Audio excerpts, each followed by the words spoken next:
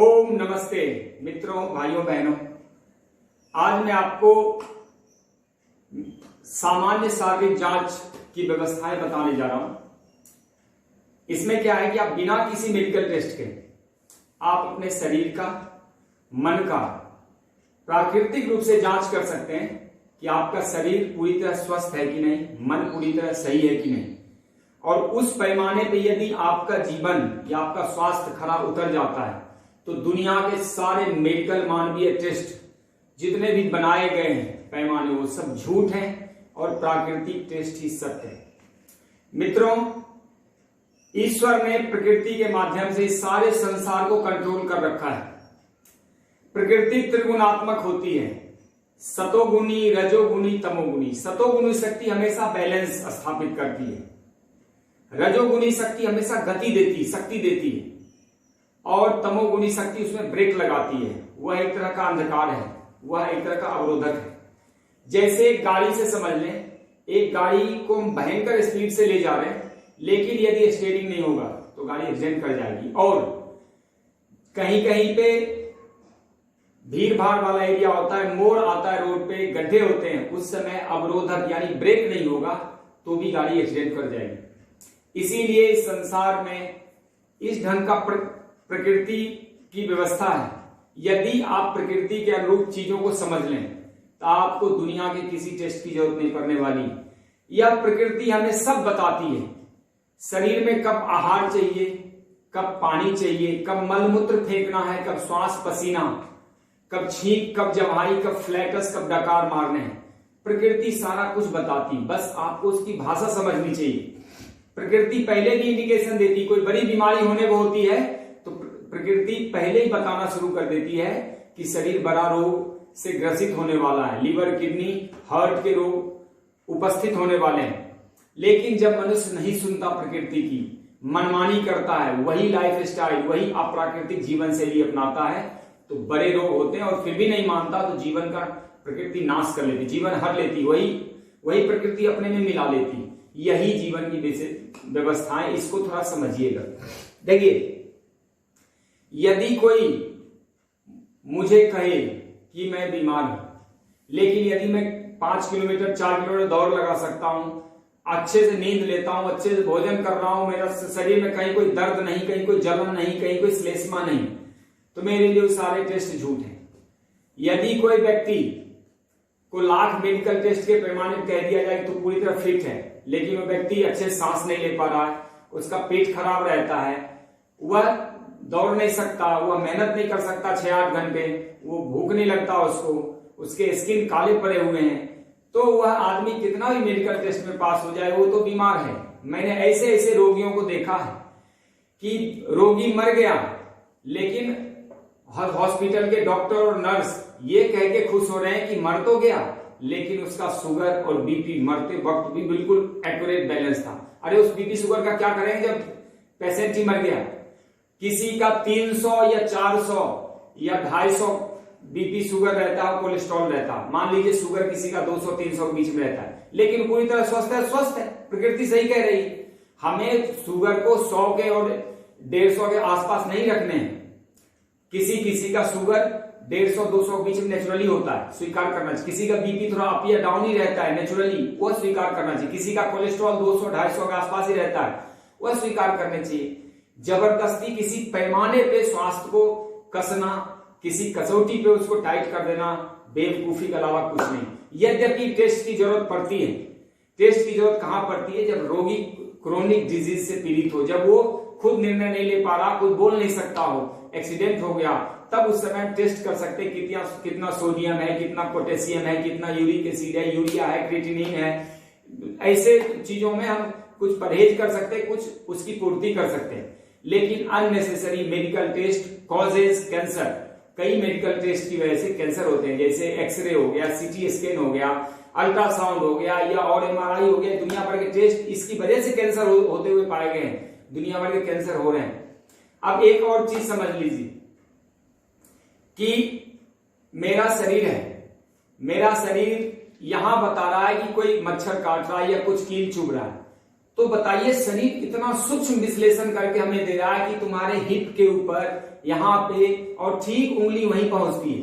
खाना खाते खाते दांत में कोई छोटा सा रेशा फंस गया तो भी जीभ बार बार इंडिकेट कर बता देती। आंखों में चलते चलते कोई कीड़े पड़ गए, कोई नाक में पानी चला गया तो शरीर खुद धक्का मार के उसको फेंकती है। ये सब प्रकृति की व्यवस्थाएं हैं।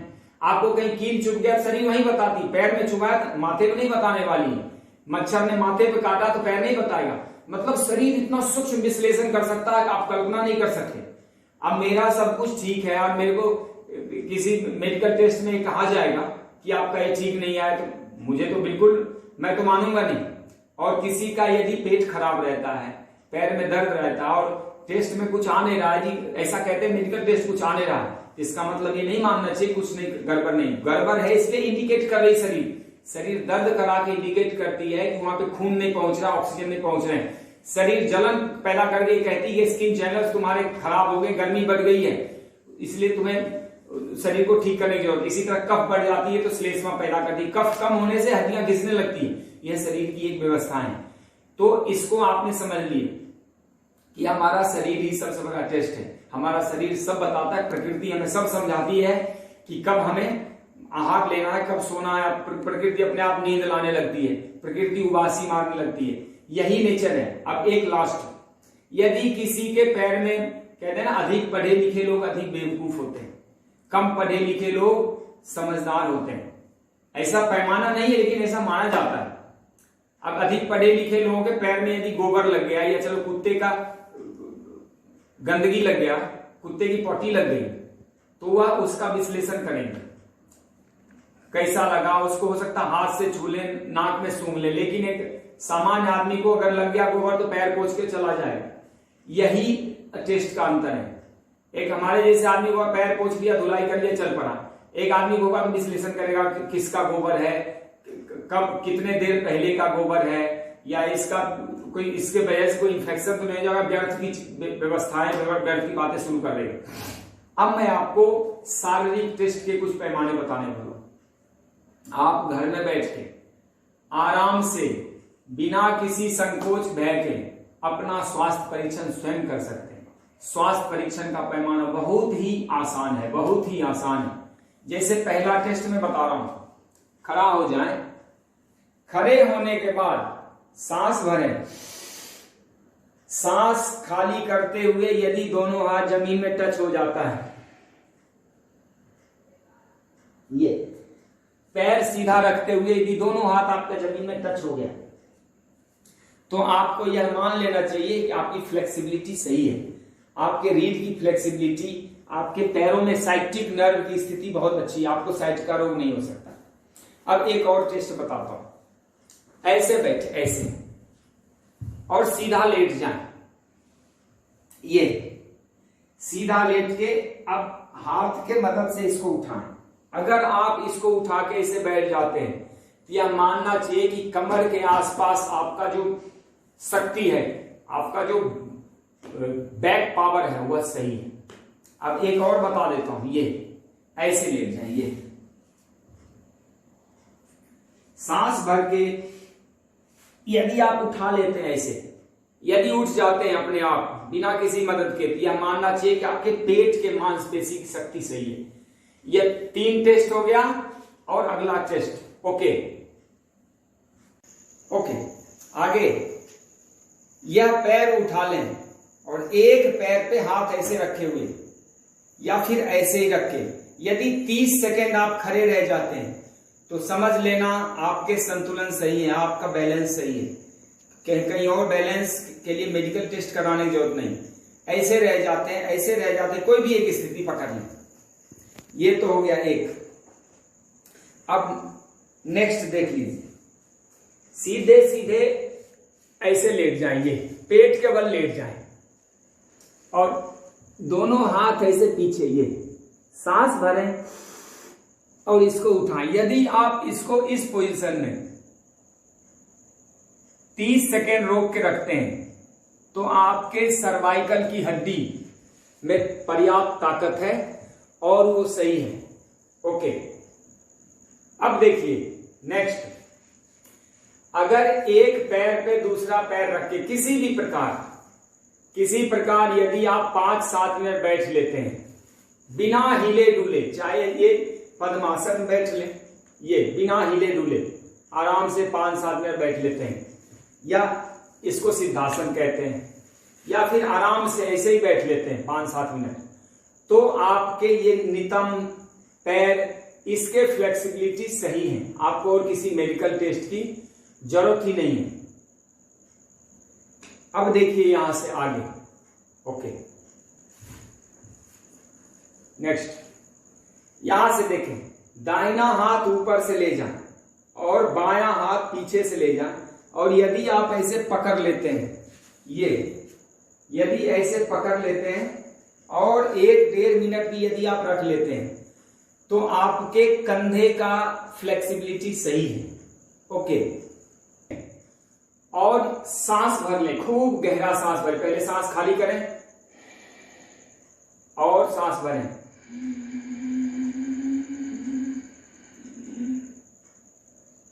रोक लें,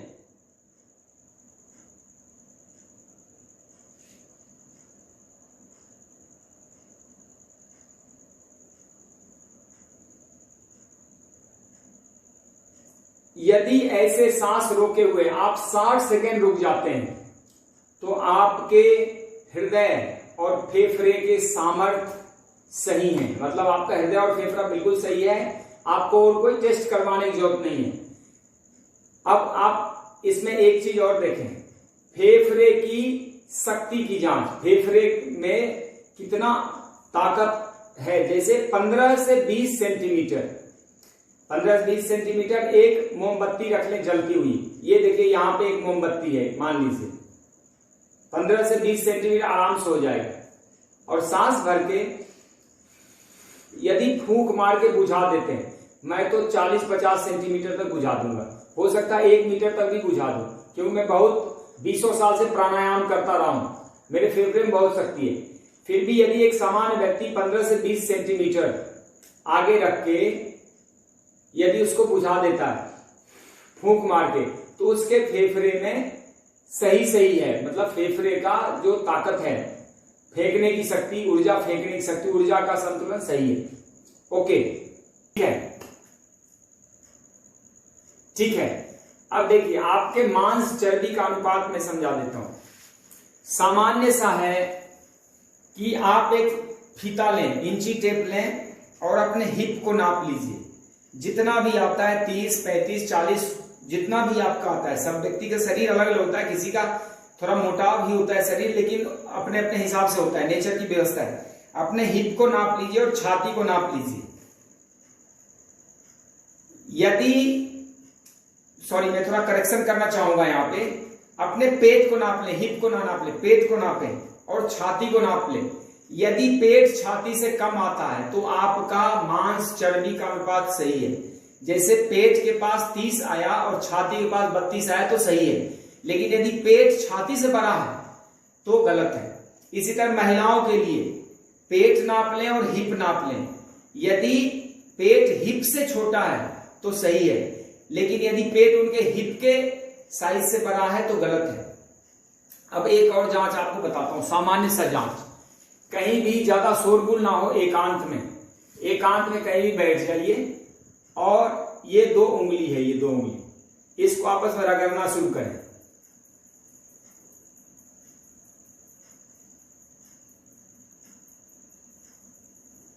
अगर इसके रगड़ने की आवाज आपके कान के 20-25 सेंटीमीटर के आसपास रहते हुए आ जाती है तो आपकी कान की शक्ति भी सही है।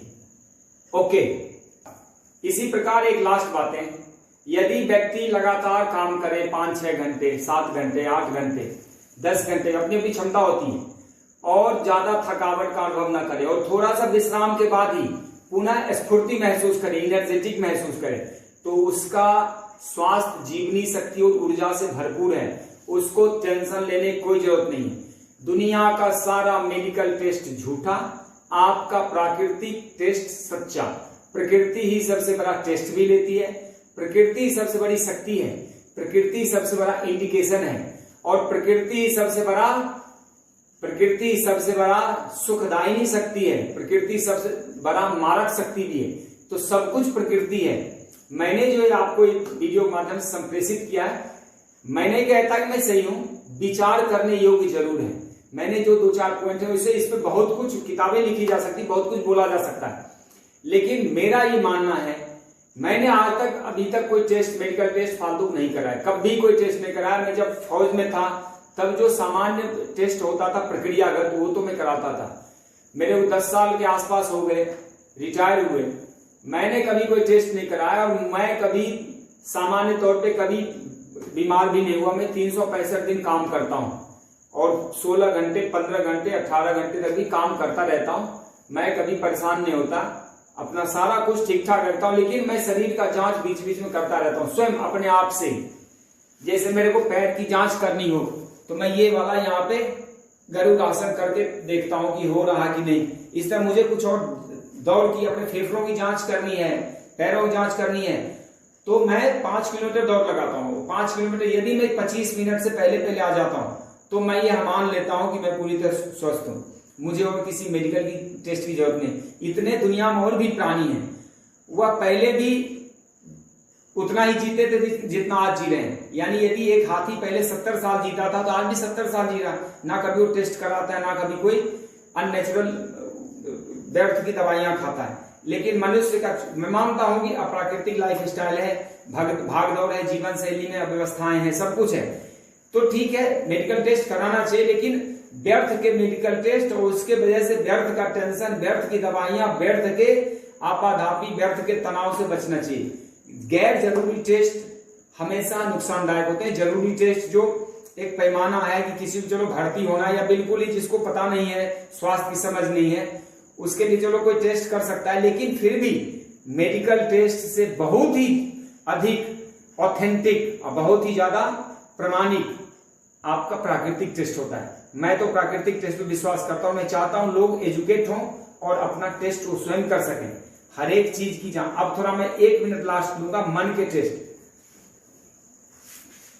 अगर आपका मन खराब हो, किसी के प्रति ईर्ष्या, द्वेष, क्रोध से भरा हो, किसी ने अपमान कर दिया हो, और शाम को सोते वक्त यदि आप उसको क्षमा कर दें तो आप मन से भी स्वस्थ हैं।